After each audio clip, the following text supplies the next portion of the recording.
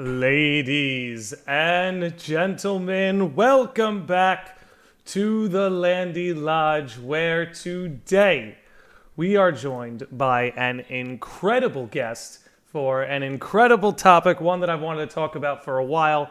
But before we get into that, I need to shout out the sages of the lodge, those sickos and normies who are kind enough to donate as little as $1 a month to keep this rolling. So before we introduce our great guest, a major shout out to Charlotte, Alex, Chris, Maria, Shane, David, Scott, Jillian, Corey, Twilight Blaze, Nick Taborski, Kevin, AJ, Michael, Andrew, Brendan, Gaseous Snake, Mookie DTRT 90, Orpheus Joshua, Jordan, Corey, Axel, DJ, Brady, and Jack 2 Park.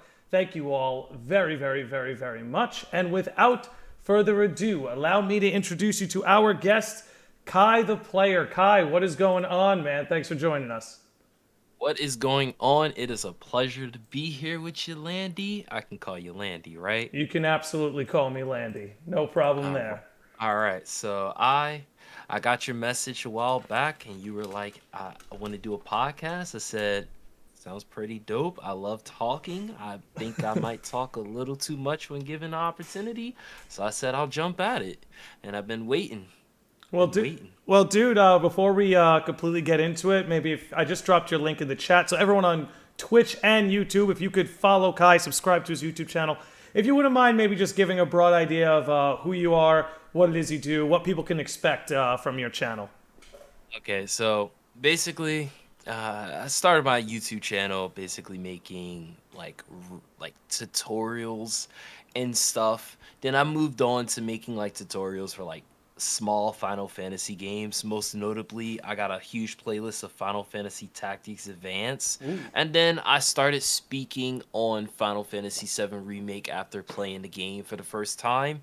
And I've been making videos on what to expect for part 2, as well as other Final Fantasy games such as 16, and even the rumored Final Fantasy 9 Remake and more of that stuff. So I do a lot of discussions. I break down news. I even got into Kingdom Hearts videos, and that's been going better than I expected. Kingdom Hearts fans are sickos, man. If you give them something to spin their yarn on, they'll show up for you. It's a beautiful thing.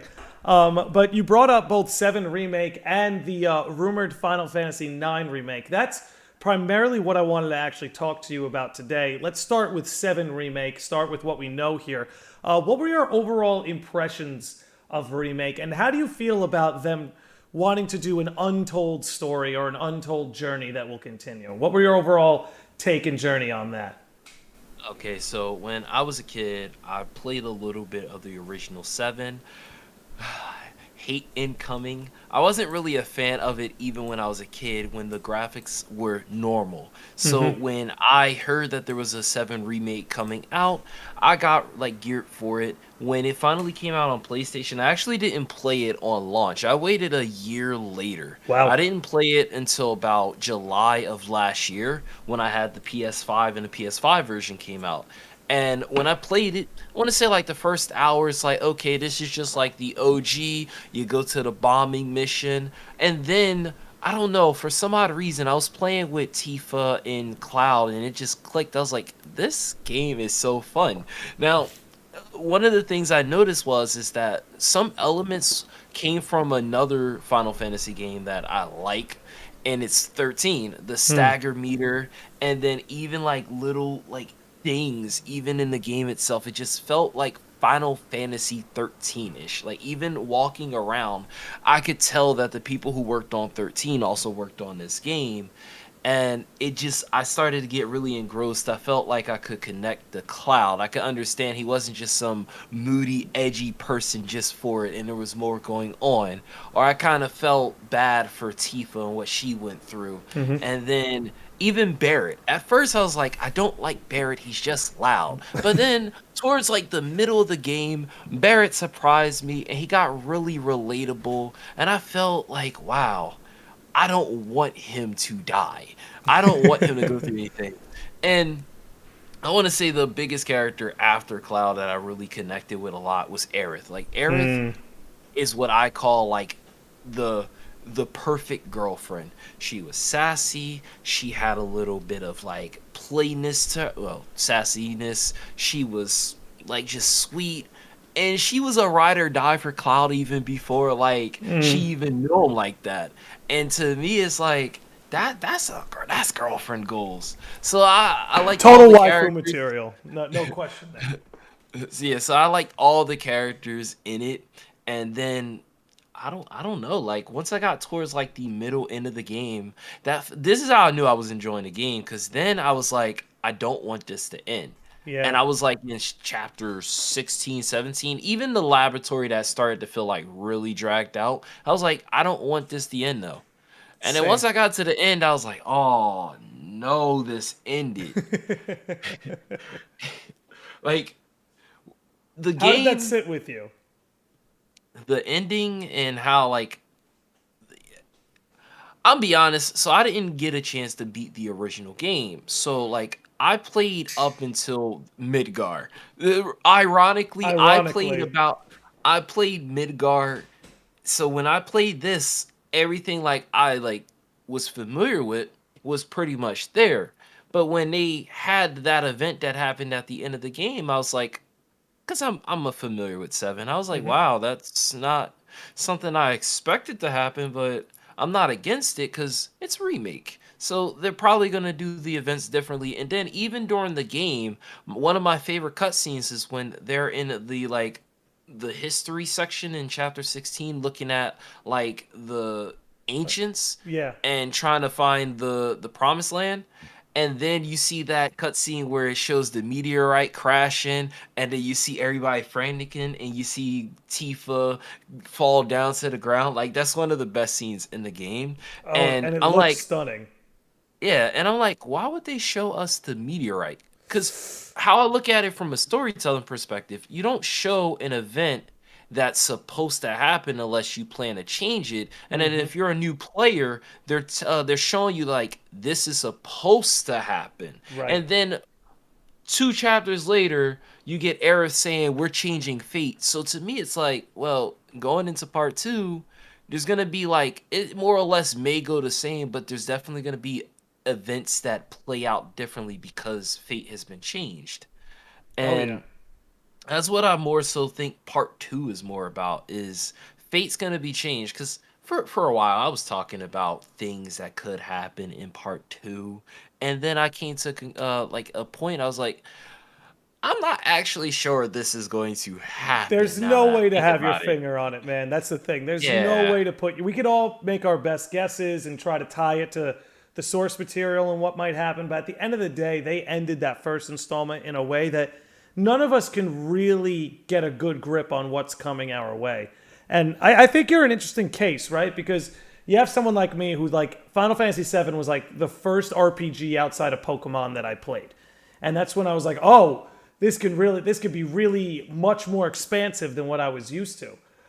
So for me, seeing them want to change things, I actually was down with it. And for people who think I'm wrong, or that I'm lying, I did a podcast where I was like, I honestly hope they change everything up because I know everything that happens. And, like, in my opinion, as someone who loved the original, it doesn't need a remake. I actually think it's a Yeah. beautiful experience just the way it is. If you're gonna give me a new game, make something new about the story. Make something surprise me again. So much of the original Seven was about hitting you with that element of surprise, and I'm all for that happening to me again. But you're an interesting case where the original Seven never really clicked with you, and then you seeing them do what they're doing in remake, and you're like, hey, I'm on board.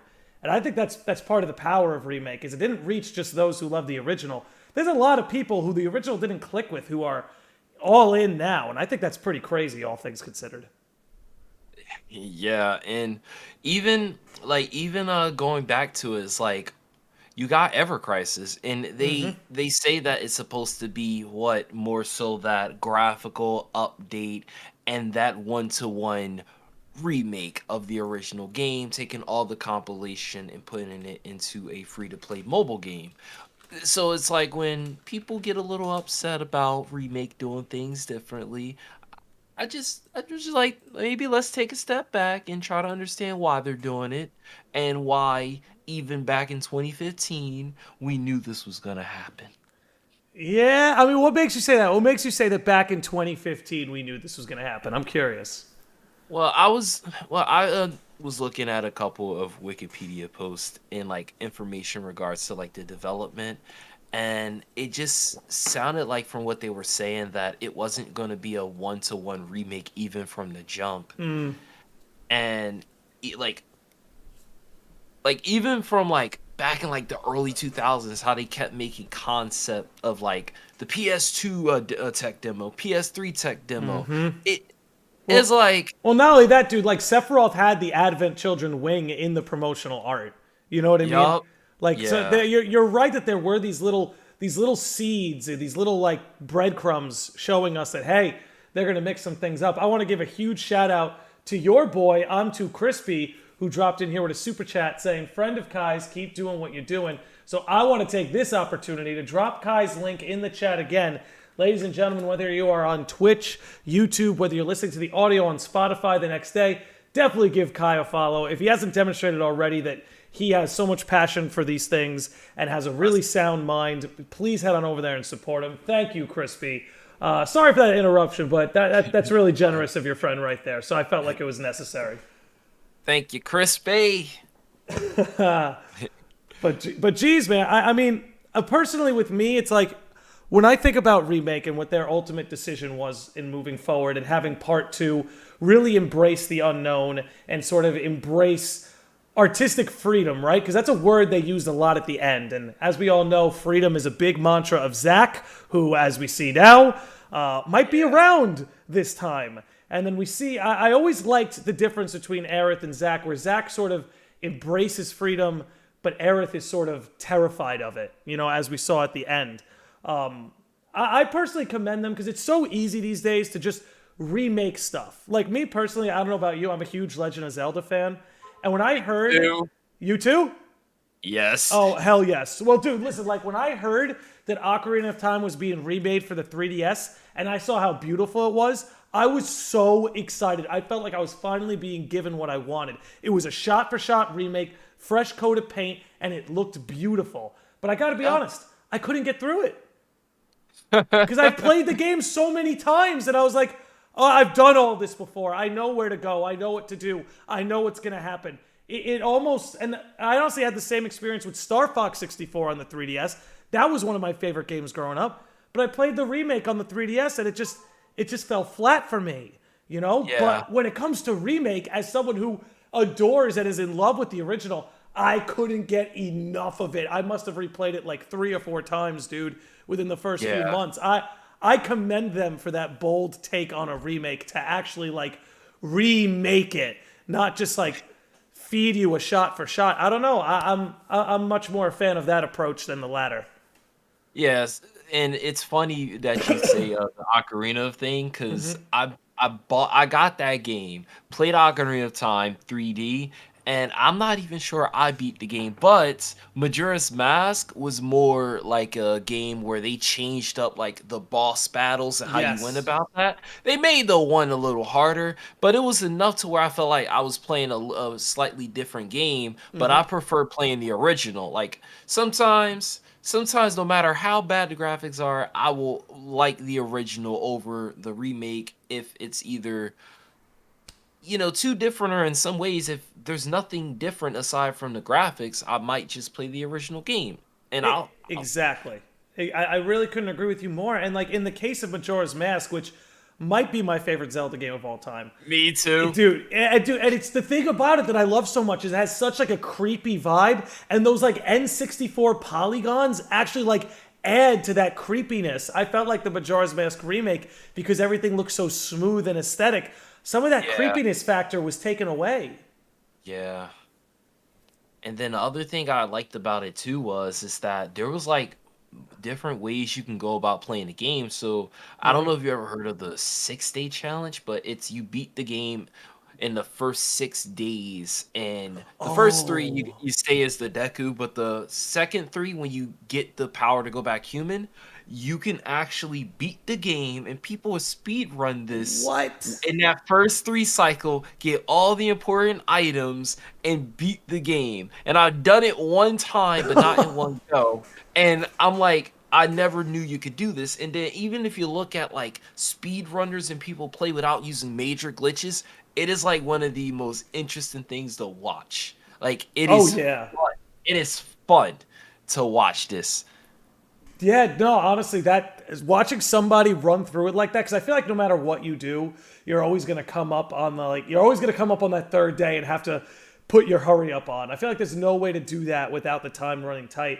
But to swing us back over to 7 Remake, I felt like that fresh coat of paint approach just wasn't gonna work. And honestly, I feel like doing this some people think that them changing things dishonors the original, and I couldn't agree more. I feel like wanting to do things differently and wanting to do something original actually honors the original more, because it's telling you, it's like, no, the original's beautiful just the way it is. The original doesn't need a remake. It doesn't need to be recontextualized. We love that just the way it is. And I feel like, and again, I don't know what it's like to develop video games, but I know what it's like to develop some form of content.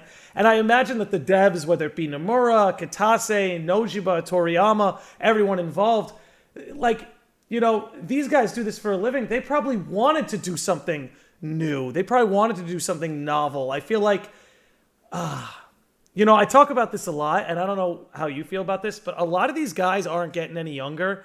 And I feel like Remake is almost like a swan song for them. Yeah, because I remember reading that they're like, we either do this now Yeah. or we make you too old to do it, so let's do it. And the way I see it is, it's like if you could go back, if you could like reinvent the wheel, would you do the wheel the same way, or would you find new ways that we have like learned through Yep. time Yep. and have a better concept? And that's how it is. It's like you don't just copy and paste.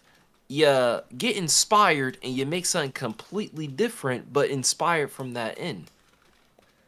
Dude, I honestly, I really couldn't agree with that anymore. I just, again, I've seen it, whether it be with you or in the, like, from a personal anecdote, like my younger brother. My younger brother doesn't play a lot of RPGs. He never played Final Fantasy VII, the original, but he absolutely loved this game, and his whole way through it, he couldn't stop texting me about it. I just think what they're doing is so powerful, and like, personally, as someone who is a fan of the original and the original compilation, there's a lot going on with that compilation that's kind of a mess. Like when you rope in Dirge of Cerberus, when you rope in Crisis Core, when you rope in Before Crisis, they've all got their bright spots, and some are stronger than others. Like Crisis Core, I think for the most part is very good, but there's a little bit of sloppiness, there's a little bit of retconning, there's a little bit of overlap. I feel like them doing Remake and doing it in multiple installments allows them to maybe put all this compilation, contextualize it into one like neat packet, as opposed to having people jump all over the map into different play styles and different mediums. Like there's a movie and there's a phone game and there's a PSP game and there's the original. I feel like this is just going to make it a lot easier for people to have the experience. And I do think that the game is also like meant for newcomers to the Final Fantasy VII franchise, Oh yeah. because a lot of just like I didn't feel confused playing the game, only having like little knowledge in regards to it. In Hmm. fact, I felt like I can understand it, and it felt fun playing. Like there wasn't any issues with the lore. If you're a Final Fantasy fan, it's not like you can't follow what's going on in 7. I Oh knew yeah. about the summonings. So when I played it, I'm just like, "Oh, it's Bahamut or it's Hmm. Shiva." It was just simple. Yeah. No, I like that's the thing. It's very digestible. That's what I liked about it, because when you look back at the original FF7 or a lot of those more original Final Fantasy games, because there was so much lacking in technology, they had to exaggerate a lot of things to get their point across, right? Like if you look at everyone's designs, their features are so exaggerated to try and get the point across. And then when you look at their like characters and their personalities, it's the same thing. they're almost like this caricature of a character trope, and that's not a bad thing. You know what I mean? But like Barrett is a great example where like Barrett in the original is just like so rambunctious and so abrasive, because they don't have facial expressions. So they have to close Yeah. that gap by being very extreme. I feel like in Remake these characters can now like sit and breathe, right? Like you brought up how like the complex struggle Tifa's going through where she kind of feels trapped in the whole Avalanche Shinra, tug of war. She feels swept up in all of this. And you could tell, like, when her and Cloud first clash and they talk about how she wants to go out on the town, like, she just wants to be a normal person, but Shinra and the world just won't let her. And then you have things with, like, Jessie and her whole backstory being fleshed out, how, she was going to be, like, the main character in Loveless, and then her father had this accident and got Mako poisoning, and it's like, the Avalanche characters like Wedge, Biggs, and Jesse didn't even like really matter in OG FF7. Like, and now I felt like a lump in my throat when they died, and that's when I knew that I was all in. When they got me to care about the Avalanche trio and put a lump in my throat, I was like, I think they know exactly what they're doing, and they know how to hit all the right notes with this stuff. Yeah, and that's the same way I felt. Like I went in there, I was like, "Ooh, Jesse, ooh, Wedge, okay, Biggs, what's up, dude?" Like Biggs is a dude you can hang out with IRL. Oh He's yeah. he's definitely a homie, and he'll push you when you need to be pushed, but he won't force you to do anything if it's not a benefit. And then Jesse, at first she's a little annoying. She's like that girl that plays way too many games, but it got so used to it. Like I actually was upset when I got to the part in Remake when she was dying. I was like, I wanted more time with her on the screen. It's not fair. and then with Wedge, it was like, did you know he was the guy? I think it was Badger from Breaking Bad. Yeah, dude, I couldn't unhear it. Once I heard it, dude. So I was just like, all right, well, look, all these characters are cool to meet, and I think the only maybe character like from like, no, I don't think I hated anybody. Yeah. I mean, No, I do. I'm trying to think. If there was anybody who I felt let down by or felt like could have been fleshed out more. But honestly, I look at every member of the main cast, whether it be Cloud, Tifa, Barrett, Aerith, Red 13. Like, to me, these are their best incarnations ever. I think one of the things Remake struggled with, like, if I could stop gushing over it for a second and lay down a critique, they've kind of lost the mysterious Sephiroth vibe. Like, I think OG did such a good job to make Sephiroth feel like this looming ethereal threat, that, like, he was just this rumored, like, tyrant for so long until you finally met him. Whereas Remake kind of throws him right in your face right away. And I understand why, because a lot of first-time players and newcomers need some context of who this guy is. But he's a character that I want to see. I think if there's anyone they could improve on in the next installment, I think Sephiroth would be the guy. yeah, I think Sephiroth definitely needs a bit of backstory, and it's actually kind of funny because if Remake Part 2 starts from where the OG would start from, if it got ended at Midgar, it would be a perfect time for us to have a bit of backstory for his character so that the players who played Part 1 can have a bit of understanding of who he is. Though I think you're right, there needs to be more mystery with his character. Like I would hope they're like, all right, Sephiroth's not gonna appear as much as he did in Part 1, and he's gonna have a different role in this game. I would be completely fine with that, but I do want him to have a backstory. And I think you will, right? Because if you think about what goes on in original, right? We leave Midgar, and then we eventually get to Calm. Which, did you play the DLC Integrate? Yeah, I played the DLC. Okay, cool. So you saw in those like final scenes, they're right outside Calm. You know, it's funny, even though everything's supposed to be changing, The party is Yeah. literally doing the same exact thing, which I think is funny because I feel like on the surface, everything's going to look the same as original, but behind the curtain, everything is different. And that's an approach that I absolutely fell in love with in the first installment. But it looks like we're going right to Calm, and then at Calm is where Cloud kind of gives his backstory to the party and tells his story, and we do that flashback to the Nibelheim incident. So I think it would be amazing if part 2 picks up and we're just playing through the flashback of the Nibelheim incident. I feel like that would be such an amazing way to start the second installment. Yeah, I agree. I want to see that instance played out. See some of the characters, heck, maybe get more of like.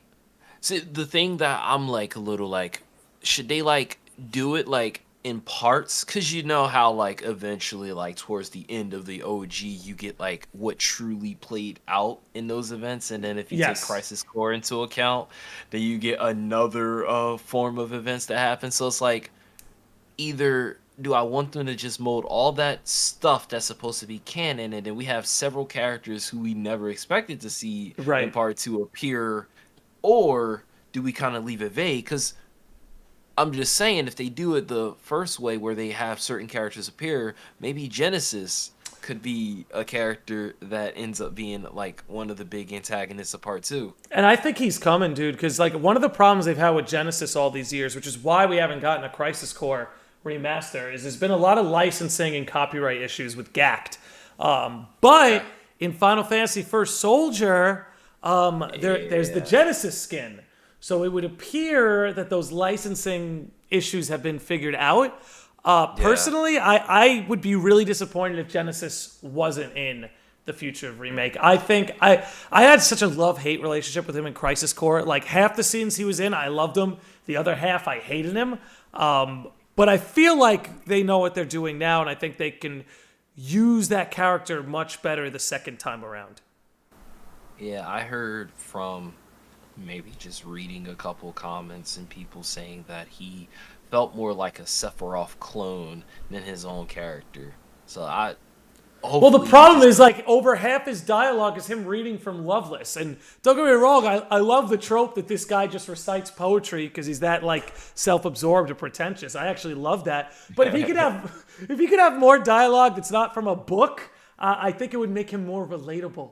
Yeah. But I did want to move us on to the next Final Fantasy remake. But before we do, was there anything else about 7 Remake you maybe wanted to touch on before we move on? Okay, so I actually did want to bring this up in like a personal video, but I can't find the post, so like I'm not even sure. So in like my Discord, someone posted a post by the Yuffie voice actor. Oh. And it basically kind of sounded like she was alluding to her being in part 2. Like, I can't wait to meet back up with the guys and stuff. Mm-hmm. And at face value, it wasn't really like anything too crazy. But then he was like, could this mean that she's hinting towards it? Now, at first, you're like, all right, that doesn't mean anything. Right. But the post is not available anymore on Instagram. Ooh. And I don't know if it was a story post or if it was a like a post. A legitimate post. Okay. So it's like I can't even fact check it, but if she's alluding to like maybe that hints that we could be seeing Yuffie with the party early on in part 2 versus like maybe a little later on. Right. I think, I mean, Yuffie's one of those characters that when it comes to like mixing things up, they've already done it like tenfold. Like there's a lot of things in Integrate that were not in the original. Because, you know, when you read a lot of like what those guys have to say, being Nomura, Katase Nojima, the Wild Gang, they talk about how because of tight deadlines, they had a lot of compromises with the original FF7. Like Yuffie was not supposed to be optional. Vincent was not supposed to be optional. There was supposed to be so much more to those characters, but they had to cut them short. Which is one of the reasons why I think Yuffie got the DLC, is because they really want to flesh this character out. And that's one of the things that makes Remake so exciting, is characters like Yuffie have had more life breathed into them in one 5-6 hour campaign than she has the last 25 years, you know? So that's just one of the things that really excite me. But I wanted to bring up the next remake that Square Enix and the Final Fantasy gang might be getting on here. Final Fantasy 9 remake, and I thought you'd be a great guy to talk to about this. I mean, your PFP is Zidane, so you clearly seem like a big FF9 fan, but I guess for those who are requiring some context, so there was a big leak a long time ago, GE Force, NVIDIA leak, and as more time has gone on, this leak proves itself more true and true, and the case couldn't be more clear for Square Enix. I've pulled it up on the screen, but for those who are just listening in the audio platforms, these were the games that leaked for Square Enix. We have the Chrono Cross Remaster, FF7 Remake on PC, Final Fantasy 9 Remake, Final Fantasy Tactics Remaster. I'm sure you have something to say about that. Kingdom Hearts 4. There's quote-unquote new strategy game, which revealed itself as the Dio Field Chronicle. Tactics Ogre Remaster, Tomb Raider 25th Anniversary, and then an unannounced card game, which turned out to be Voice of Cards, The Forsaken Maiden. Now, a bunch of these have already been confirmed. Chrono Cross Remaster, Remake on PC, Kingdom Hearts 4, Dio Field Chronicle, Voice of Cards. They keep talking about Tomb Raider like something's coming. And I don't know, dude. I don't know. Like, when I first saw these leaks, when I saw that Kingdom Hearts 4 was like the next in line, I was like, oh, come on. No way. No way. That was the least believable thing. I saw FF9 Remake, and that made more sense to me than Kingdom Hearts 4. You know what I'm saying? But now that we've seen Kingdom Hearts 4, I feel like FF9 Remake is almost all but confirmed, and they talked about them making this anime for it.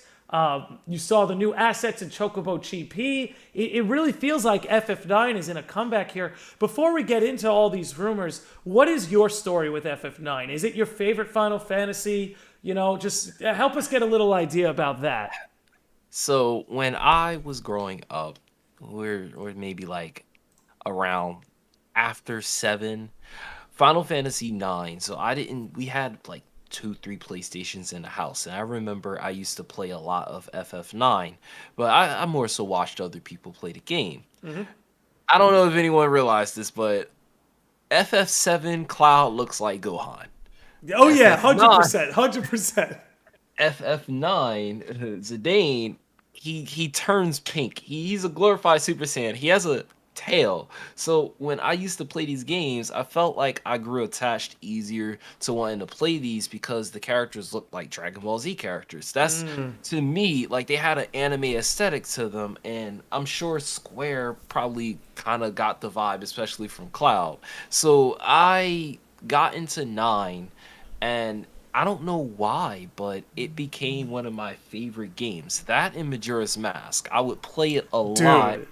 I would go on to play this game like several times, from the PlayStation to the PlayStation 3 to my phone to the PS4, and it got ridiculous. I knew the plot, and I was like, all right, we're gonna go here, here, here, here, here, here. We're gonna do this, and Dane's gonna do this, and I like, but I don't get bored of the game. So sometimes I'll go back and replay the game a bunch of times. I felt like it was the better Final Fantasy compared to 7. And I could say it's one of the top 5 favorite Final Fantasy games I played, period. I would agree with you on that, by the way. And that's only because, like, I feel like it might have been in an earlier time, because they do say your first Final Fantasy game is usually your favorite, but I played 7 first, and at the time it wasn't over FF9. And then I don't know, just hearing about FF9 Remake, I started to think about, like, especially what we talked about earlier, is like, if they do like a 1-to-1, make the graphics look a little bit better, and then keep the story there, I would be the first one to say I'll just play the original game, because I don't want you guys just to give me a graphical update. I want you to add a lot of stuff that wasn't like there. Like, if you play the game, they're like, the first 4 characters seem like they fleshed them out pretty well, and then the second 4 characters seem kind of lacking. Like, I would agree. You like, they have cool designs, they have cool capabilities, but for the life of me, I can't stand Quina. I think Armorant, if I'm pronouncing his name right, is a cool character, but he just He needed more. he He needed more juice, bro. yeah, He needed more juice. I'm with you like there. his reasoning for his stuff was a petty reason. And then Freya, it's like they were like real like they started and then after her character arc, it's just like she felt like she was just there. Like, okay, Yeah, they she's wrapped her up too quick. I would agree with that. yeah. And it's like that was it.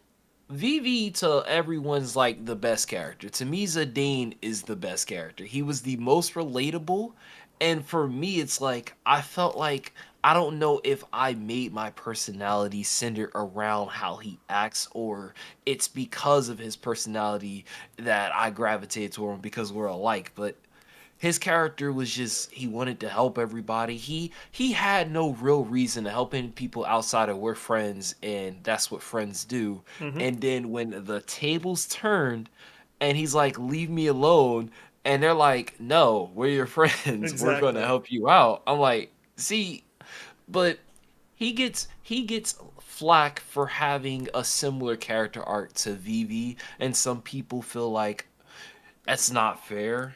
But I So think that's the beauty of it, though. I actually think that's why he's able to relate to Vivi. I think that's why they get yeah. so close. Like, I actually think that's a beautiful thing that him and Vivi have very similar arcs in that way.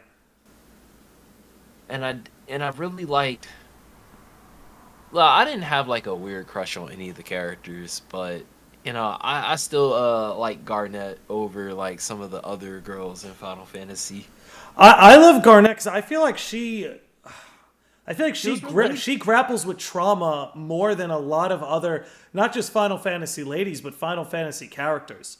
Like when you yeah look at what Garnet goes through in that game, it's remarkable. Like from the point that like she's got this devouring mother who wants to like stuff her in a corner. She's got this crumbling, corrupt kingdom that she's going to inherit. She's going to inherit this mess. Three, she feels like being this princess figure is not like who she authentically is, that she's just putting up this front because of circumstance, which one of the things that got me so invested in her right away and Steiner is really in one of those opening cuts where like the play is going on and you look at Queen Brane and you look at a lot of the royals and they're like soaking it up and basking in it, and Steiner looks over at Garnet and she just looks depressed, man.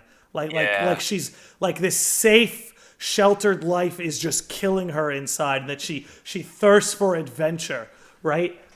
yeah And it just got me so attached to her so quick, and then she watches her mother die, and she goes. Not only does she go mute partway through the game, but she has a yeah full blown identity crisis and doesn't know what yeah to do with herself. Like, and you just look at all of that, and it's like I don't know, man. I'm with you that a lot of these characters they inspire me. Not that other Final Fantasy games and characters don't inspire me, but the particular Final Fantasy IX cast really, really inspires me because all of them really struggle with this idea of identity. They all kind of have like an identity complex. They don't know what yeah defines them.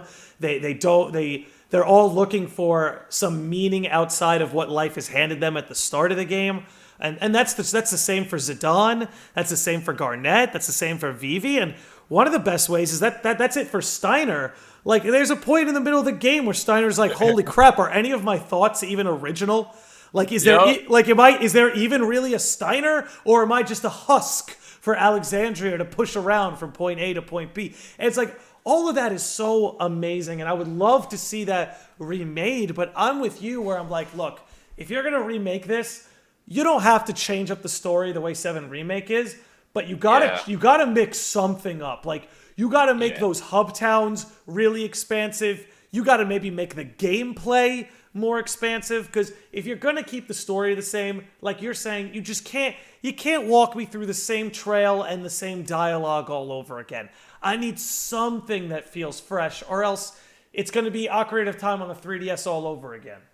yeah, and that's why like whenever the conversation comes up, I'm like, hey, look, they got the name remake in this. I think there's going to be some change to the story, not like a red herring change, but more like maybe the game starts off at a different point where it actually goes into Mm. more background of like certain things, and then maybe certain like scenes have more context to it. It's like watching Ah.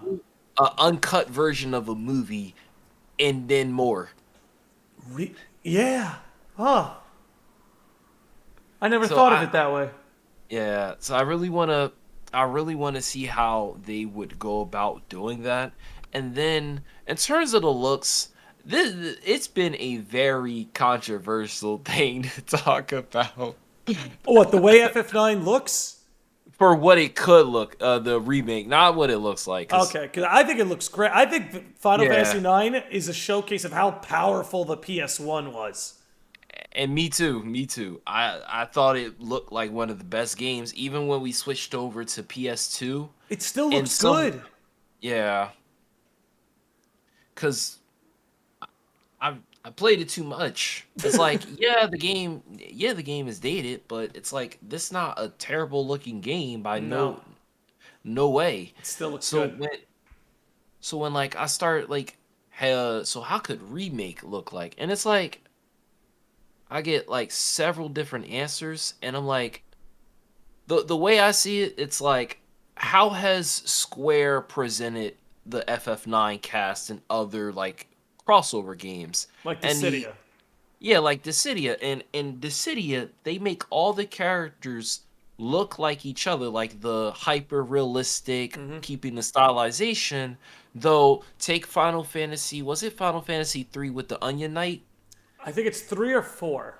Yeah, I'll double so check that for us. I think it's 3 actually. Yeah, with the Onion Knight, he's a chibi looking character, but they don't make him cartoony chibi. Right. They make him like short, and then with Zidane, they make him shorter, but they keep his proportions realistic. And I'm like, well, if they're making a 9 remake, to me it makes sense that they would go with that style of keeping him a tad bit shorter and the characters a bit shorter, but they're gonna have realistic proportions. So it's gonna be like FF7 remake, but it's gonna be more stylized because there's not a lot of human characters in the game. It's more Right, yeah.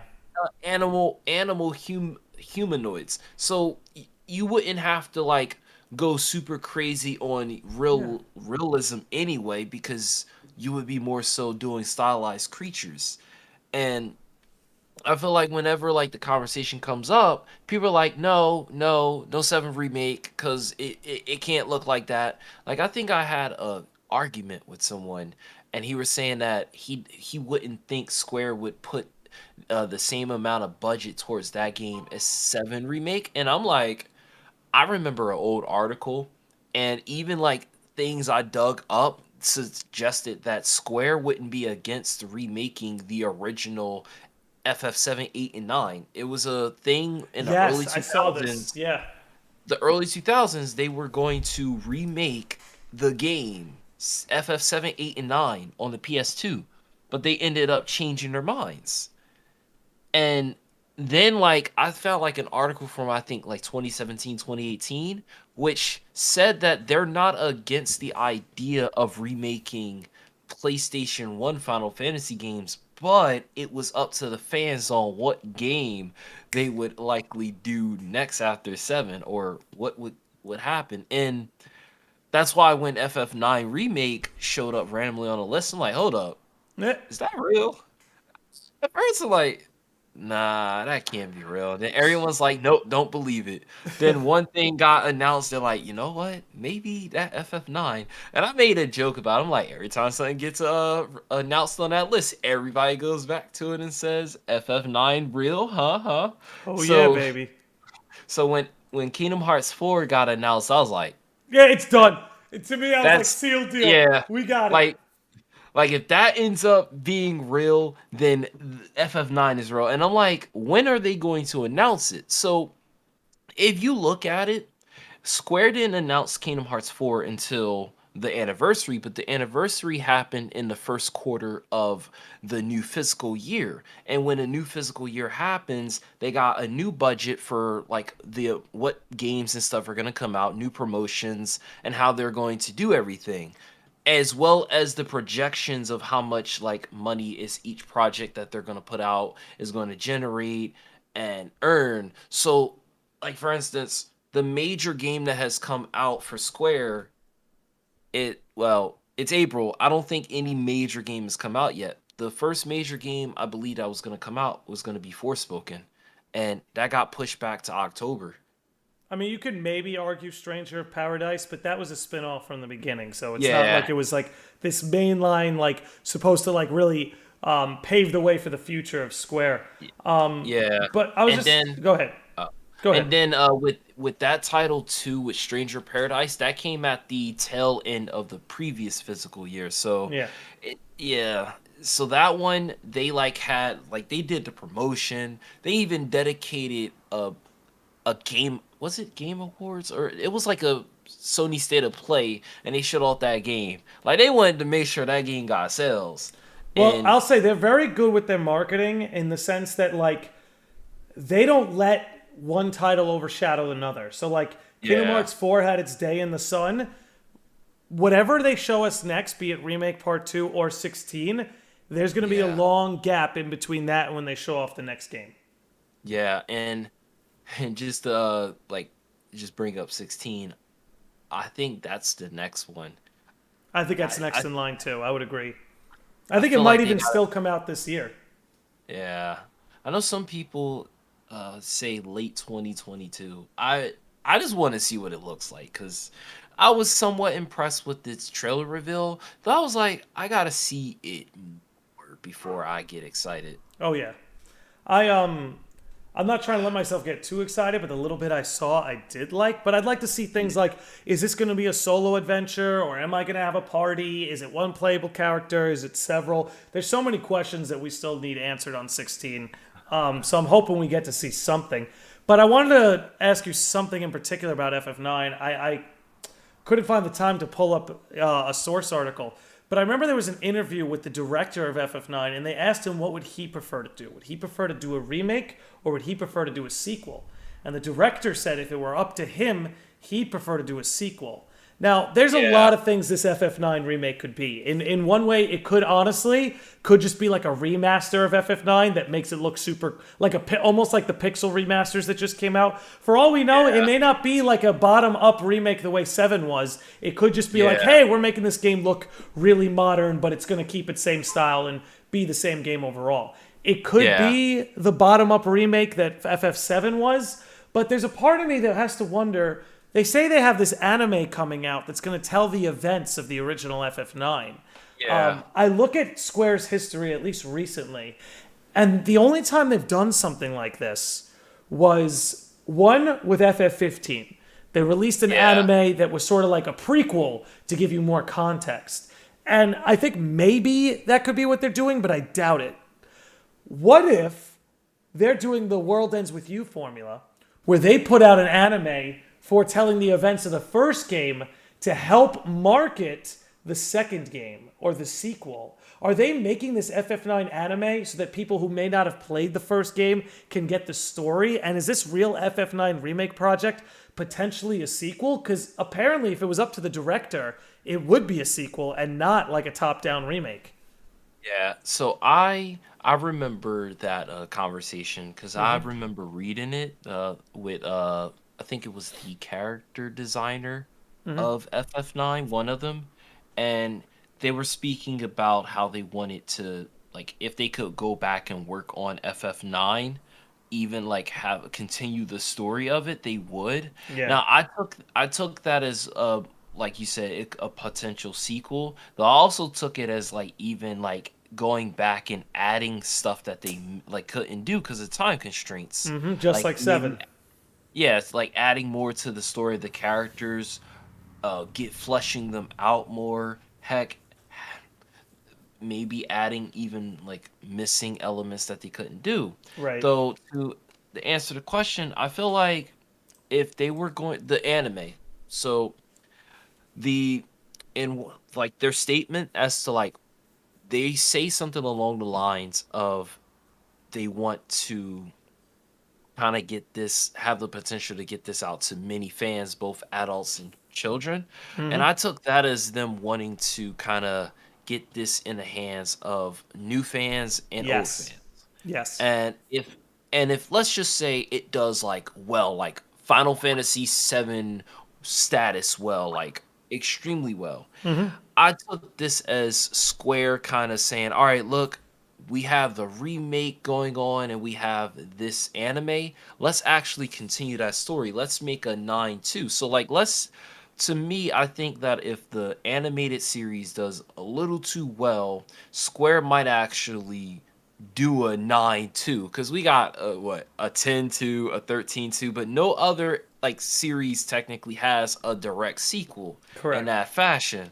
So if they were to do say a 9 remake in the animated series and they both do well, and then they say, well, you wanted to do a continuation of the story, I think a lot could happen with that. But the only problem I have is that, so then that means that maybe there's more to the world of FF9 than even Then we were shown. the yeah, because one thing that bothers me is that you get to the end of FF9 and it's like an end of the world moment where the Ifa tree is going crazy, Hmm.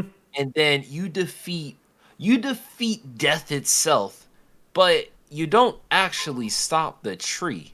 Like you don't actually stop it. It just stops doing what it does for the time being. And You didn't I'm prevent like, judgment. You didn't prevent Judgment Day. You just postponed it. exactly. So I think that perhaps a hypothetical a 9-2 would actually go into the events of the world actually ending. Hmm. And like you could even have like potential of new characters, like you can have it take place like say like 5-10 years later, so Yes. even Give me the time jump. Give me the time jump. I would love it. and then even characters like Echo, who was like just like a 16-year-old girl, could be 16, and Exactly. remember how Kuja wanted to extract her Adolins, but he couldn't do that. Perhaps in Right. the future there could be a new antagonist, or again, we don't know if Kuja really dies. We Correct. it's implied he dies, but we don't know if he really dies, and it's just there's a lot of implications, and there's a happy ending, but like we don't know for sure. Well, we don't know for sure, and we don't know like for so much of the game, the state of Alexandria is like kind of in ruin. Like just from like the top down, whether it's Queen Brane and all the corruption, it's like, and I doubt that Garnet in her young age would be like a super efficient ruler. You know, I would be interested in like seeing a future where Garnet is still getting her feet wet on like governing the city of Alexandria. And you know what kind of role does Zidane play in that world? And you know Yeah. we all know what happens to Vivi at the end, but it's like, what does that make of Vivi's children? You know, do Steiner and Beatrix have babies? I don't know. I don't know. Just give it to me. Fill in the blanks. Answer my questions. But you know, it's something I really would like to see. Just because I thought 7 Remake went so well, I'd love to see them try their hand at FF9. Because both 7 and 9 are two of my favorite, not just Final Fantasy games, not just RPGs, but two of my favorite video games of all time. So I'd love to see them crack their hand at this again. But I do want to ask you, what, you know, you mentioned how you were able to really relate to Zidane, but what is it about FF9 that for you makes it fly so high above the rest? I feel like the characters, for one, were like easy to understand for a 8-year-old kid Yeah. to just pick up on the concept. Zidane was the flirtatious guy who just thought about girls all the time. Vivi had his problems and his existential crisis of trying to figure out who he was and if he was really a person. Garnet had her problems, and she basically felt like the girl trapped in a tower trope where every time she wanted to do something for herself, she was always getting helped by the guy in shining armor. You Yeah. got Steiner, who his role was to be the knight in shining armor and was trying to prove his worth, but then like ends up becoming a criminal by his own kingdom, and then questioning his identity. And then you get the other characters. What I liked about Freya was is that she was literally a girl searching for her boyfriend. she left her town. She was a soldier to look for her boyfriend. Then he loses his memory allegedly, Yeah. and then she's just heartstruck. And then for the rest of the game, yeah, defend her her kingdom because her people were eradicated Yeah. essentially. And then characters like Armorant and Quina. I like Armorant because it was a petty reason why he joined, but he wanted to see how is this kid strong and me just this person. Like he wanted to Yeah. figure out himself. But Quina, I know her purpose. It's just I they were cool in battle. They were cool in battle, but the character, I don't know, it just felt very goofy. The most like in terms of the characters is that I just like them on screen. I played way too much of the game, and you know how you like get like an idea how the characters sound like after playing the game for so Yes. long. You could I like feel like easily picture their voices. Yeah. I feel like that happened to me after a while. Like, all right, Zidane's the smooth talker. Vivi sounds like a child.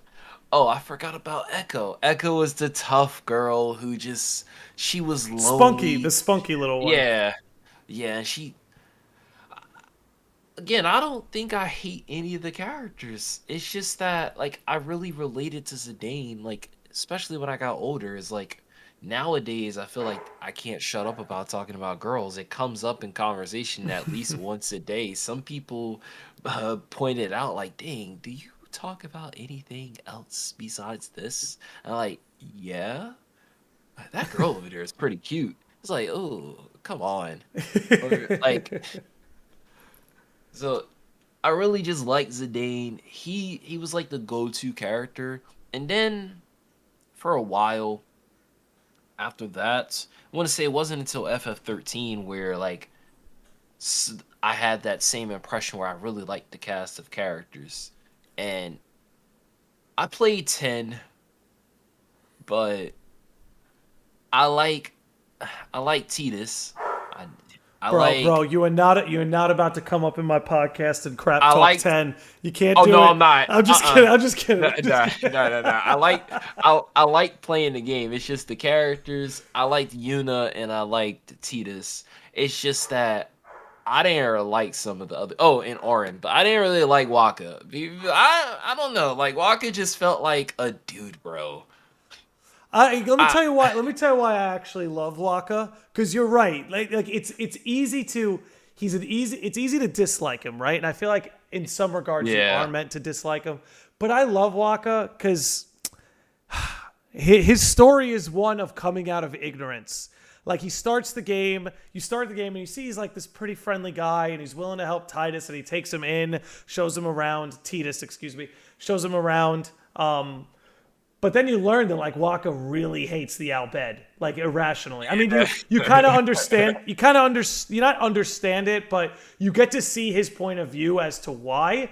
But what I love so much, like the whole twist that Yuna is half Albed, and then he just yeah goes, "But I hate the Albed, but I love Yuna." But how can I love Yuna if I hate the Albed? Maybe that whole Albed thing doesn't matter. And then he comes out of it, and then he meets Riku, and he grows to like Riku, and him and Riku get this chemistry. So it's like, I almost feel like his story is a really important one. Like, yeah, it starts, and he's just this dude bro who's never really been off his little island, and is ignorant towards people that are different than him. But when you get to the end of the story, all of that is gone. Like, the adventure changed him. And there's something about that I absolutely love. I don't know. That's one of the things I love about Waka. yeah. I Maybe it's just more so I didn't like his gameplay. Well, listen, I'll give you this. The dude just commented, Waka mocked Riku's hometown explosion as happy festive fireworks. And it's like, yeah, like it's shitty. It's really shitty. But when you get to the end of the game, that Waka who mocked that explosion, he's not there anymore. He's gone. You know? Yeah. The people like Waka, they don't need to stay like that forever. And I think that's an Yeah. important message. Just to put it bluntly. So okay, I'm done shilling for Waka. We're over an hour in already, which is pretty wild. It's usually around this time I read through the chat, any comments or questions. So I know we did get a question from Ecoms who said, "What do you guys think of a weapon ability in Part 2?" I think this is about 7 Remake. So you have two different materia loadouts, and you switch depending on the enemy type. So I think what he's asking is maybe about the idea to switch, the way you could switch party members. Maybe you could switch weapons mid-battle. I think that would be pretty cool. So kind of like in Kingdom Hearts 3 where Sora had like 2, 3 weapon loadouts and he could switch between the keyblades. I think that's exactly what they're getting at. I wouldn't be against that. It's just that I don't know. I feel like I would think too much of Kingdom Hearts at that point. Is it bad though? Like, I would love it if Kingdom Hearts adopted the part of 7 Remakes combat where you cycle between party members. Like, to me, that was the most genius action RPG mechanic I've seen in a long time, because that's what made Remake so enjoyable for me, dude, is like all I had to do was tap the D-pad and the gameplay was suddenly fresh. If I wanted to play a beat 'em up, I would just main Tifa. If I wanted to play like a slasher, I would then choose Cloud. If I wanted to play a shooter, I would choose Barret. If I wanted to be a long-range mage, I would choose Aerith. And the ability to just seamlessly cycle between all of that, the combat just never got old. And then like the ability to like switch between all these cast members. And then what I would love to do is like right before you switch, the character you're currently playing as, you give them a command and then you switch. And like the ability to just string all that together, I don't know, maybe I'm crazy. I would love it if more Square properties adopted that approach. Oh no, definitely Kingdom Hearts. If they could do that, because one thing, and to bring up Stranger Paradise is that with that game, the CPU and like the early demos just sucked. But Yeah. then over time, they became extremely useful. And I feel like Donald and Goofy in previous games, it's the trope that they die extra early. They end up not being helpful. Yep. He don't heal you as much. So if something like that was possible where you could temporarily control them or at least give they had better like AI, Yep. I feel like that has to be a thing because Kingdom Hearts is a very action oriented game, like more fast paced in some areas than FF7 Remake. Yep. Though FF7 Remake definitely has a better control scheme. Like when you started to feel like you could just be hack and slashy, the game threw a different enemy type at you, and it's like, Yes. nope, you can't do this. You got to kind of think about it. And then Yes. when you got used to being like strategic, some enemies required you to be a little more reckless, and it's just fun because I started playing it on hard, and it's like, oh, I can't just rush into this Hmm. because then if I rush and I get hit, I might die, and then I gotta conserve my MP. Like, it makes you think about the game on a whole new way. When Kingdom Hearts, at least with 3, if you want it on easy during critical, you just keep all the settings on with the attraction flow, and Yeah.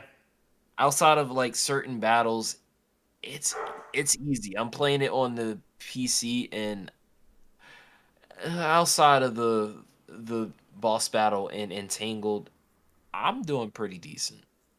Yeah. I mean, I think it would add a lot to it, right? Like my dream Kingdom Hearts game is to have Sora, Riku, and Kairi in one party, and you let me cycle between them like you did in Remake. Like to me, you give me that, and like you give me that as the final game in the canon, and I'll probably play that game for the rest of my life. But like, it's so funny, right? Because if you had this mechanic where you could switch between your party members, nobody's allowed to bitch about Donald not healing them anymore. Like it just goes away. It's like, bitch, you're Donald now. Like, Yeah. I, I would just personally love that. Weenus King drops in saying 10 is his fave, Yuna is best girl, and yeah, a lot of people could probably learn something from Waka's glow up. Yeah, if they're willing to see that part of themselves. A lot of people, unfortunately, unlike Waka, aren't willing to confront that dark part of their heart. But I'm trying to think. You said you were a Final Fantasy Tactics fan, right? So I Tell have me a little bit only about played. that. So I've actually only played the Tactics Advance and the DS Tactics Advance 2 game. Okay, So I got into this game accidentally. fair enough. My brother me and him would get games only on our birthdays and like holidays like Christmas. I was the same way for So a while growing up. Yeah.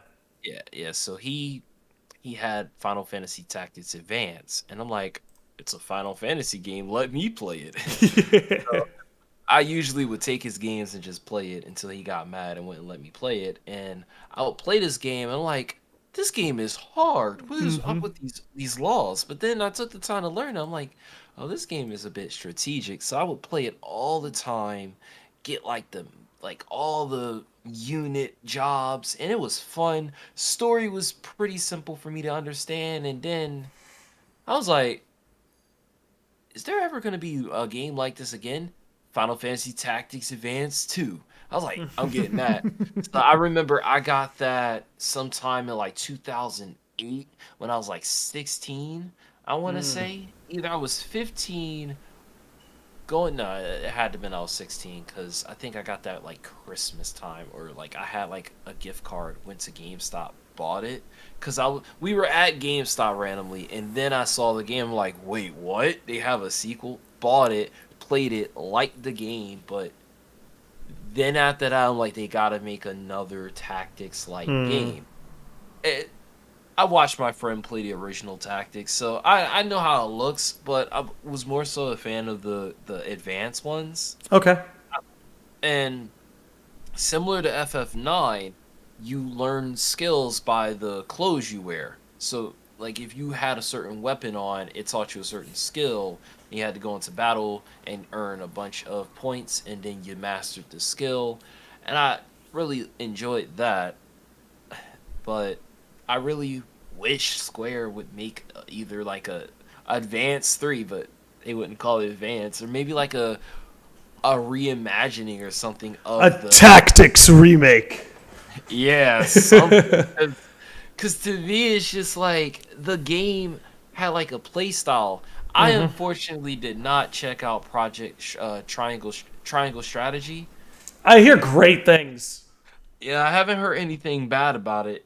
It's just like I got so many games in back catalog that sometimes I'll buy a game and I'll feel bad like Tell me about it. haven't even beaten this game. So that game is one of the best. Like I told you earlier, I made videos on it on my channel. The thing is that this was like late 2020. I uploaded a random video and I started getting like attention from it, like just a little bit of views. Like I had like a couple hundred subs, so like even getting 50 views on a video like that, I was like, oh, that's attention. That's something, dude. So I just started making like videos on it. I go all around the internet looking for like topics and stuff people explain really well, do it myself, and then make a video about it because I felt like, all right, well, when I was looking for information for this game, I couldn't find it on YouTube, so let me just make a place where you could find it. And I think that's the most viewed playlist on my channel. And like even if you search up like Final Fantasy Tactics Advance, I still have videos that pop up in the search results. So it's like it's pretty dope, and that's the only thing I wanted to accomplish. Give people a place to find these videos and understand. That's it. If they make a sequel or a remake or something, I'll check it out. I'll be one of the first people to check it out. But that was kind of like my goal, and then I don't know, I said let me just try FF7 Remake videos and let me do like videos on news and see what happens. I mean, it seems to be working out for you, man. I remember, Yeah. like, the first time I saw your channel, I can't remember what video it was, but I remember I watched the video of yours. I think it was a remake video. I liked it. I hit sub, and dude, this is a little bit ago, but you were on a roll where you were just dropping like daily videos, and they were of quality. I really think you do a good job. You have a very, very good narration voice. You know, when you narrate your videos, you do a very good job. You know, your microphone is really good. You know, you hit all the check marks as far as a lot of production goes. But dude, like that's pretty intense. I mean, one of the rumored games from the leaks was a Final Fantasy Tactics remaster. So I feel like a lot of these companies, when they make a remaster like that, they're almost sort of feeling it out. So it's like, hey, if we put out this remaster, and if it sells really well, that gives them a reason to maybe make that Tactics 3 or something that you were talking about, you know? Yeah. Yeah, because if they do it, I'm gonna You'll be there. I'll be there.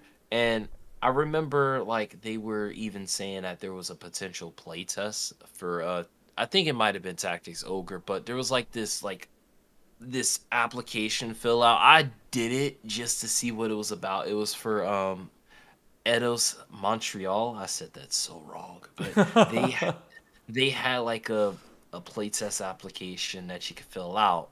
And I was like, let me just see what it says, just so I can make a video on it. And I was like, oh, they could be hinting at a tactics game coming out. And then when Tactics Ogre got trademarked, I'm like, ooh, it's only a matter of time. But the only problem I have with trademarks is that a trademark could be one of three things. It could just be a trademark that they may never use. Just to maintain the IP. Yeah, it could be something that gets announced like 2 weeks from now, or it could be a year later. Right. And that's why when that happened, I'm like, I ain't gonna make a video on it. I'm gonna have to wait and see, because like, it's like compared to the people who sub once I started doing the FF7 Remake stuff, unless it's like a new game announcement, I don't want to just do a video on like something tactics related, because I know far less people will check it out. And not to say that I only care about the views, but I just feel like I wouldn't really be able to add too much to the conversation when it comes to that. Yeah, I've always been against making content for the sake of making content. You know what I mean? Yeah. It's like you said, unless I feel like I'm really adding something to the conversation, I won't say anything unnecessarily. Like, dude, there's so many, not so many, but there's probably like 4 or 5 videos, all like 10 minutes long. And I built out 9 minutes of it, wrote the script, recorded it, got the music, and then I get to 9 minutes and I'm like, this isn't interesting. And then I just throw it away. Like, I'm not really saying anything new here, am I? Yeah. Yeah, but look, that's part of it, But I always encourage everyone that like, especially with things like video games, which like the online dialogue of video games should be something fun, creative, imaginative. If you're someone who has a passion for all this stuff, like I encourage everyone just to like get a microphone and start talking about it, because like I don't know, man, like growing up, it was hard to be connected to a fan base. You know what I mean? Not like the way it is today. Like I played so much easier. It's so much easier. Like, dude, I played Kingdom Hearts my whole freaking life, and I never really had anyone to talk about it with until the last like year or two when I made this channel. It's crazy, man, that like there's just a pocket of the internet for every sort of culture that's out there. It's really cool to see. Yeah, because I remember in high school, I used to emulate Final Fantasy 9 off of my flash drive on the computer. Nice. And I used to play the game. I used to play Legend of Zelda. I used to play Donkey Kong. I used to sit there. No one never came up to me. Was like, "Oh, is that FF9?" Like there was nobody. Like there was as far as they knew, it was the Oregon Trail, dude. Like you were good. Yeah. So and then like even when I joined like our anime club at my school, it wasn't like there was a couple people who like Kingdom Hearts and stuff, but I wasn't into Kingdom Hearts at that point. And there wasn't anybody talking about well, now that I think about it, I think they did watch one of the Final Fantasy movies. I think it was Advent Children. I eventually watched that, but no, like I was kind of alone with like some of my hobbies. Pokemon, everybody liked Pokemon. Yeah, that was easy. That was. You can find somebody, and then Dragon Ball Z, you had your people. Heck, the anime I like, you found people, but video games, nope. I was kind of lost in the dark until like maybe when I first like started playing online, because I didn't have a computer. Right. I ended up having a old computer of one of my siblings. It was terrible. Then I had a hand-me-down laptop. It was terrible. I got a second one, and then I started trying to make content. And this was for like a old channel of mine, and like people started subscribing to it because of things I did. and then I built up like a small group of people for that. Then maybe like a couple years later, I made a second channel, this channel, but I didn't call it Kai the Player. I called it something else. Mm-hmm. Try to upload stuff. I was like, this is not gonna work out. And then I just said, all right, whatever. Came back to it, just made like a random tutorial, got really big, and then I made another one for like another game related thing. Mm-hmm. And I was like, it was probably maybe like 2019, 2020. I'm like, maybe I should just upload video game stuff on this, like more general. And then when that wasn't working, I'm like, let's just try a game that we actually enjoy. Because I would watch a lot of vidIQ's videos. Right. And then I was like, you know what? Let me just take their advice. Let me try to make a different channel get relevant. Maybe do what I've learned in my mistakes. So I uploaded that. When I saw like retention levels so high, I was like, this doesn't make any sense. I don't care about the views. I care about people actually caring about what I gotta talk about. Yeah. So I was just like, all right, maybe there's not that many people commenting, but they care enough to watch. So that's pretty dope. So I just kept making videos. Some videos I'm like, all right, would I watch this video? Yeah, it's helpful. Would I watch this? And I just kept thinking about, will somebody actually watch this? Will they care? And even when I switched over to FF7, I'll make a video and I'll say, well, will someone like this video? And I try to cut all the fluff out. I try to get to the point now in the beginning of like just telling people what the video's about. I don't even introduce myself in the video. I don't even say, Well, hey, no, guys. I feel that because I mean, you're kind of coming from this approach of like, hey, it's not me that's important; it's these ideas, Yeah.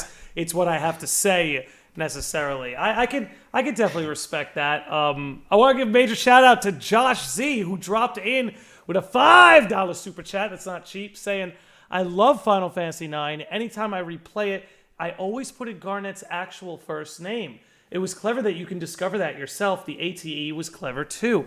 Yeah, if I'm not mistaken, I think Garnet's original name was supposed to be Sarah, like Princess Yup. Sarah from the original Final Fantasy One. It was supposed to be a callback to that.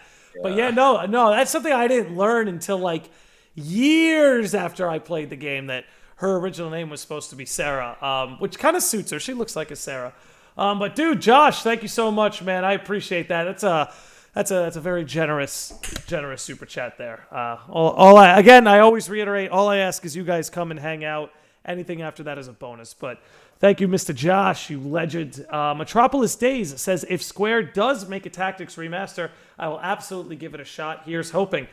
Yeah, I think that's really the thing, is like there are guys like me who I love Final Fantasy, but I never got into Tactics. But if they made a remaster and put it on PC or Switch or something, I'd buy it in a heartbeat.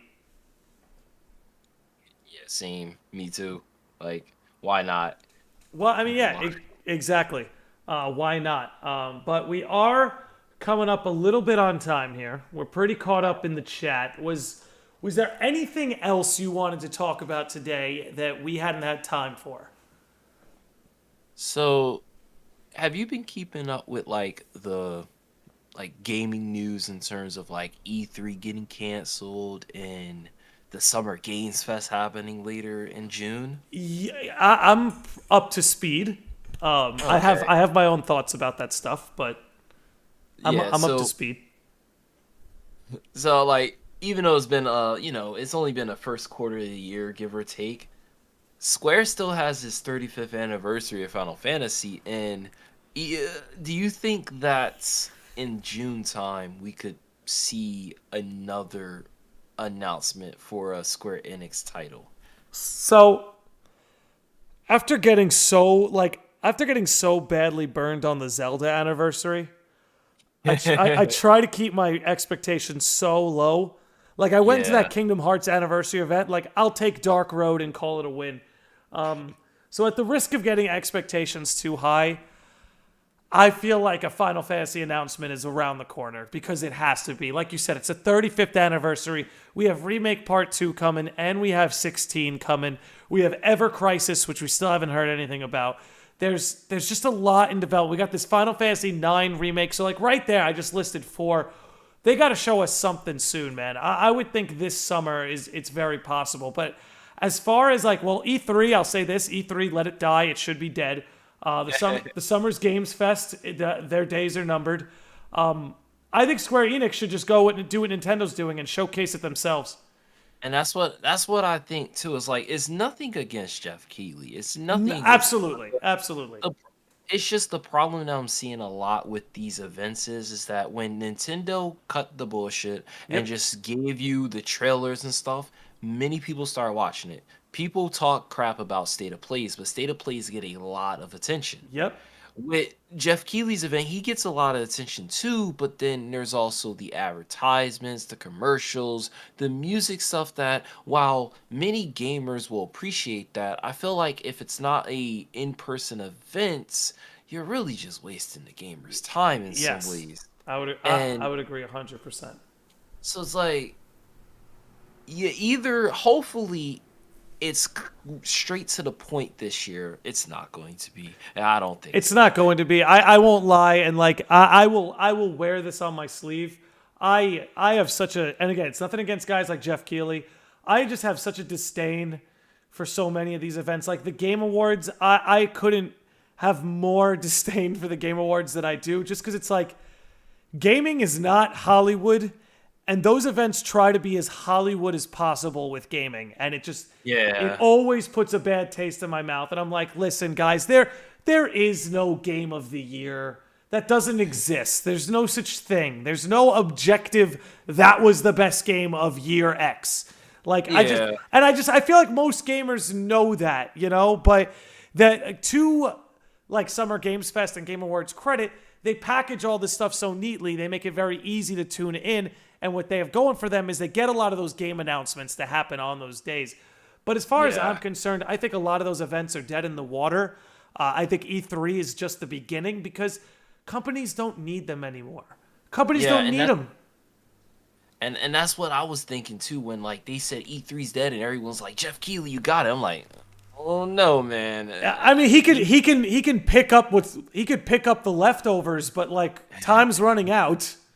Yeah, like you got to do something different and innovative with these events because if not, I don't see like one of the people's major issues is that you'll get like a really good game reveal and then it'll get like accompanied by like a lot of indie projects. And it's not even that the indie projects are indie projects. It's like they look like insert a like average size scrolling game or very like mid, it just very mid, very bland. Yeah. And I just feel bad because it's like when you add this to other stuff, nobody wants to watch it. Then eventually some of those games that look pretty decent, like you'll have a decent indie game and it actually ends up doing pretty good in sales wise. But when you have the bad average looking ones, it's like you're just using this for space.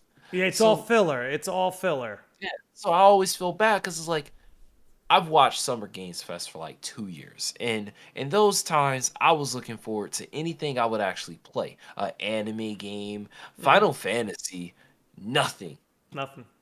I mean, I got Crash, I got a couple things, but not something that like I actually was like looking forward to. I'll say that a lot. Oh, go ahead. Yeah, I was just gonna say, and then like a lot of the games there, like maybe 1 out of 10 was like really something I would play, and then the rest were just stuff I don't recall at all. Yeah, I mean, I've kind of felt the same way about a lot of these events. Like the real cherry on top was when like the Game Awards ended with like a trailer for a game based on that new Matrix movie that no one cares about anymore. And I was like, that was your anchor? Like, how out of touch are you that was your anchor? Like, I don't know. Summer's Games Fest is definitely a lot better about that stuff.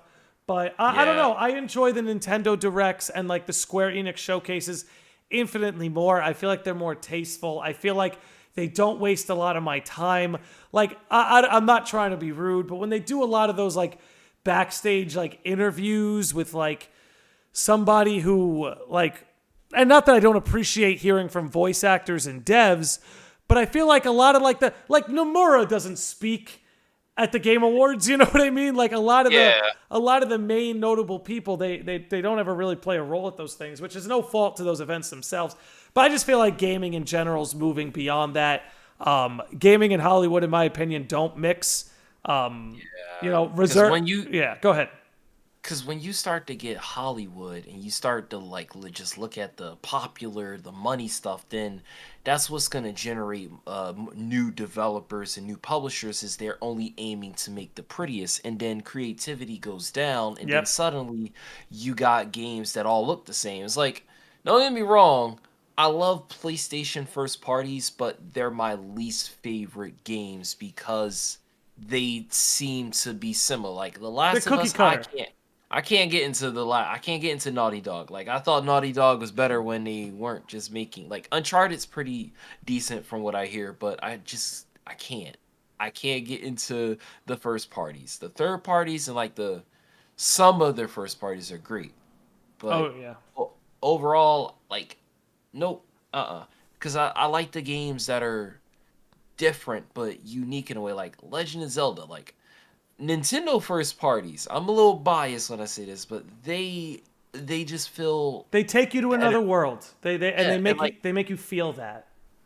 and they're not the most powerful, but yet they're still unique and good. But if gaming just becomes trying to have the best looking game and the best features, then it's like, well then one, we probably have to wait significantly longer for games Yep. now, and then two, we're just like sitting around, and if it doesn't generate a certain amount of money, then it's a failure to the publishers and developers that Exactly. put all that time and sweat into it. Yeah, it would really be a shame. I'd hate to see visual aesthetics and cinematics prioritized over gameplay. Because at the end of the day, as someone who loves, I think some of the best stories in the world right now are coming from video games. But at the end of the day, these are games before they're anything else. And that's what needs to be prioritized. You could write the best story ever, but if the gameplay is dog shit, no one's gonna care about it. You know? Yep. So to me, it's like I would really hate if things like cinematics and visual aesthetics were to start taking away from gameplay because gaming wants to be more of a cinematic experience. Ecoms in the chat brings up a good point about a lot of what we're talking about. Arcane was good in Castlevania as well as the Sonic movies, and that's true. There are some outliers where gaming and Hollywood could sort of blend, but Yep. I think when it comes to the gaming experience, it would be wise to have a lot of that boxed out. But with that said, we just hit 90 minutes. I do need to wrap it up here, but Kai, dude, it's been an absolute pleasure talking to you. I Same. really appreciate you coming on. I feel like we had a really good discussion. I'm going to go ahead and drop your link in the chat again. If you are watching, whether you're on YouTube or Twitch, please head on over and subscribe to Kai the Player's channel. He puts out a lot of amazing content. So if you like Final Fantasy, if you like Kingdom Hearts, if you like anime, stuff like that, this is the guy for you. Kai, man, any last words before we get on with the raid over on Twitch? Well, I'm gonna say it here, folks. Final Fantasy 9 Remake trailer is gonna drop sooner or later. But no, if you got, I'm glad I was able to talk to you about this. It's always nice to hear someone actually likes Majora's Mask and other things that I don't hear too many people say they like. And it was nice chatting with you. Likewise, dude. We'll have to do it again. I again want to give some major shout outs to I'm Too Crispy for the super chat, for Josh Z for the super chat, and Charlotte for the resub on Twitch. Please stick around on Twitch. We're going to be rating Lands of Masters. Kai, again, thank you so much. Loved having you here. Love everybody from your corner of the internet that came here to hang out. We'll talk to you all next time. Peace out. See you later.